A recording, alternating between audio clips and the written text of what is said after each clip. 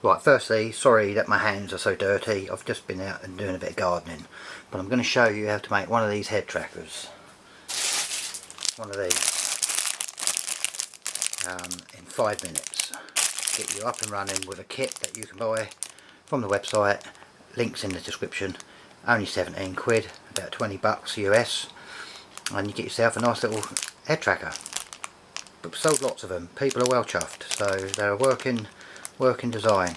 You get all of it, all the components, the housing, the lead, everything you need.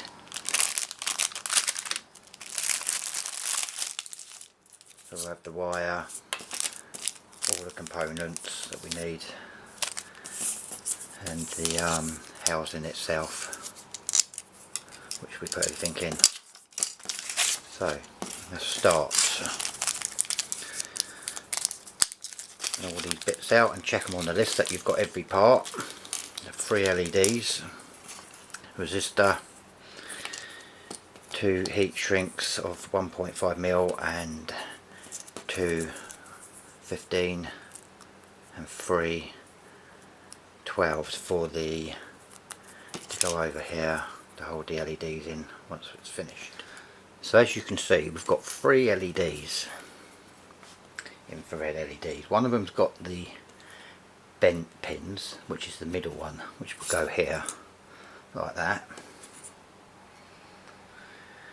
and then we have the other 2, and the other 2 can go either side, up the top or down the bottom. It doesn't matter because they're not been bent or anything, so they all go around at that orientation as well. And if you can see, okay, it's the opposite way to what a normal LED would be because of the polarity is different. So we would be using the bottom pin, and we would be using the shorter cable, and then we would be soldering the shorter cable to the longer pin. That's step 1. Okay, so we end up with that. Yeah, so we soldered on the bottom one for the first LED. And then we can put the heat shrink over this now while we've got the chance, and then we can shrink that down now with either a lighter or with some sort of, it's even a soldering iron, if you run over it will shrink it down. Okay, so that's step 1 done. That's heated, shrink heat has been heated, and that's now step 1 done. So we move on to step 2. Now step 2 is just as easy. It's this one that we'll be using, the middle one that's been bent, pre-bent, and then we'll be putting this wire onto this end. Okay. Okay, so now we have this.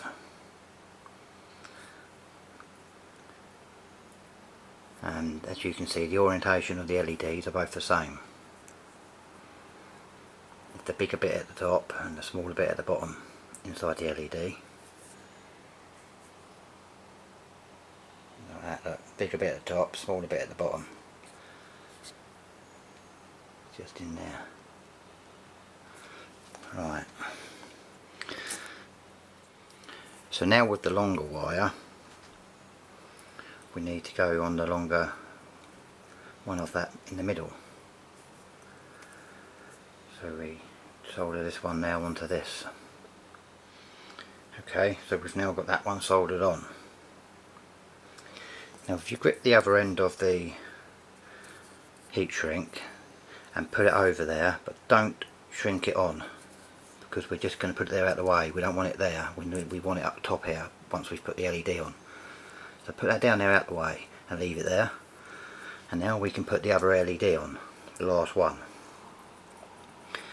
So that again will be, you're using the top bigger one, so it's the same orientation as the other 2, but this time we're going to go to the top one. Okay, so we've soldered that one on now. It's on the shorter pin. And that, but all of these are the same orientation of the LEDs. So you've got the bigger bit inside the LED, you've got the bigger bit at the top, the bigger bit at the top, the bigger bit at the top, so you can see the wiring situation. The first one, look, and then it's the second one, the one in the middle, which is pre-bent for you, so you don't need to worry about that, and the last one. Now we can slide that down over that and then shrink it down so we've got no connections that can touch. Okay, so that's all the wiring and the shrinking of those two heat shrinks done now.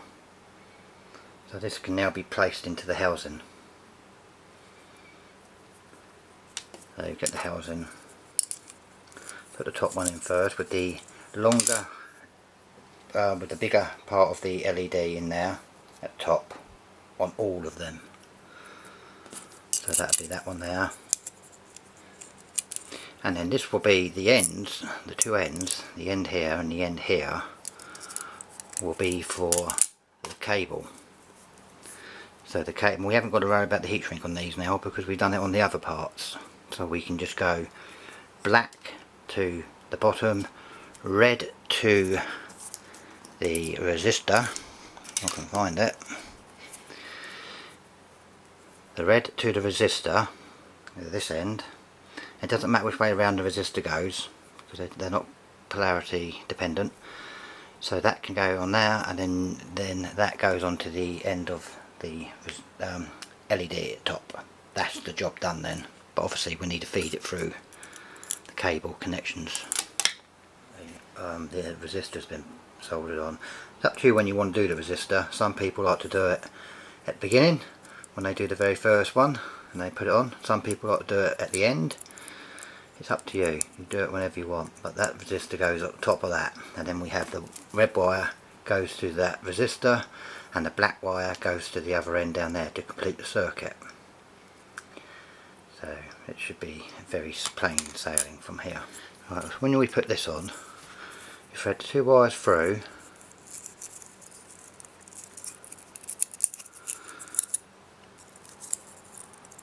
and then you keep pulling it through, so you end up with pulling all this through as well. If you need to take much through to about there, so that bottom one is enough of that bottom wire to reach the LED here, and enough so you've passed this solder joint in the middle, because you don't want any exposed wires to be around that. So that would be about right there. So then what you do then is you fold the red one underneath the black wire, like so. Okay, so it's looking like this. And then you push that all down in there, nice and tight. It is too tight for doing it with hands. You will have to put something on that to really squash that down in there. I use a very blunt screwdriver and I push down on that so I know it's really embedded in there. And then we can take that wire, put on there. This wire will go on there. That will be the completed job then. Okay, so we've soldered them wires up now, and it's just a matter of tucking them down out the way so we can put the housing end on it. This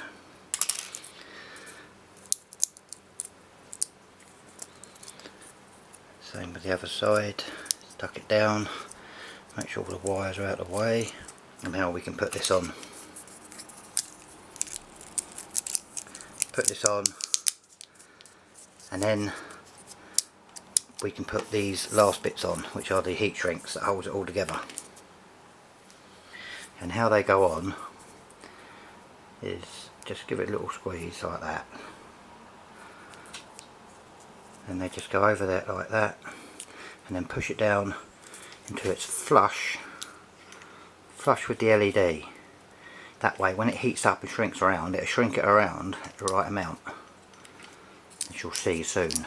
So put all them on, and then put these on over the top of all of it, so it's like that, because that holds the case down, whereas these hold the LED in and the case.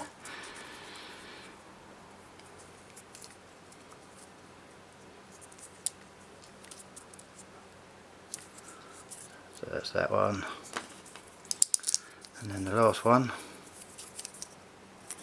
If they don't go on, you could just take a little bit off the edge of that plastic, either corner, just to give yourself a little hand. That should be alright though. So that's all of them on now. Now we can heat shrink that all down. But before we do that, we check and make sure it works. And how do we know it works? Well, we can use a mobile phone, or you can use your own device and the camera that you're going to be set up with. But I find it, because I'm making them, it's easier just for me to use a mobile phone to check them. Alright, I'm just going to use this power pack to plug into, which is how you would go wireless if you wanted to go wirelessly, because it can handle both. So plug that in now, and then with the LED, with this, and your camera on, front camera, put it over that, there, got that. And you can see those LEDs glowing away. Now we can't see these with our eyes. We can't see these with our own eyes because we can't see the infrared, but the cameras can. Not all cameras can, so don't panic if you can't. It might just be your camera you've got an infrared blocker. Or I can clearly see that they're on. And if I unplug this, there you go, you see them go out. So that's how we know that we've got it working. So we now can heat shrink all these down and know that everything is working. Okay, so that's the end result. Now I've set all these parts, all the kits, all ready to go, the lot. You ain't got to worry about getting anything, and the instructions are also included on the website. And they're dirt cheap as well, so you could get a decent head tracker like this for 17 quid. That's not bad, which is about 20 bucks in American money. And I sell to America and to Europe, and basically I don't get a lot out of this. The prices that I'm charging, it's not really covering, it just about covers the price for me to buy all the components and the electricity to print these things and the rest of it. So do you know what I mean? I'm not trying to get a lot of money out of people. I just want them to enjoy it like I've been enjoying it. So if you want one, head over to the website, the link is in the description. Get yourself a kit, look, and make one in 5 minutes. If you do want a ready-made one because you're not too good with soldering, or for whatever reason you don't have time, then I do sell them complete made as well. So if you wanted to buy a complete made one, you could. Same place, head over to the website, pick yourself up one. Go flight sim, head tracking, brilliant it is.